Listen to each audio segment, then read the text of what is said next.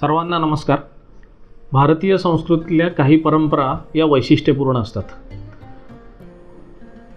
अशीच एक परंपरा 144 वर्षांनी येणारा महाकुंभ हा आपण पुढच्या महिन्यामध्ये मकर संक्रांती ते महाशिवरात्री म्हणजे 14 जानेवारी ते 26 फेब्रुवारी या दरम्यान आपण अनुभवतो आहोत। या कालावधीमध्ये प्रयागराजमध्ये होणारा हा महाकुंभ जवळपास 40 कोटी भाविक याला येतील अशी अपेक्षा आहे। जगभरातून येणारे 40 कोटी भाविक येथे होणाऱ्या धार्मिक सांस्कृतिक कार्यक्रमांमध्ये सहभागी होतील।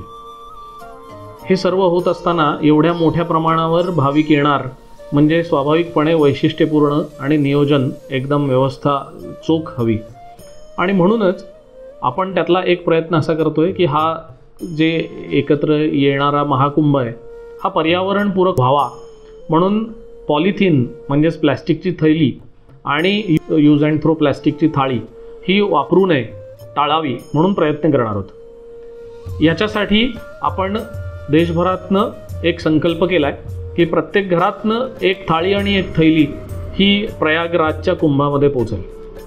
त्याच्यासाठी आपण खाली दिलेल्या लिंकवर सहभाग घेऊ शकतो आणि ही लिंक आपण आप्तजनांना सुद्धा शेअर करू शकतो जेणेकरून प्रत्येक घरातनं ही थाळी आणि थैली देण्याचा योग होऊ शकेल।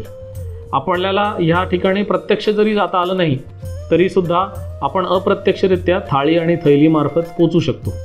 चला तर मग आपण या कुंभामध्ये पर्यावरणपूरक होण्यासाठी प्रत्यक्ष किंवा अप्रत्यक्ष सहभाग या थाळी आणि थैलीमधनं देऊया।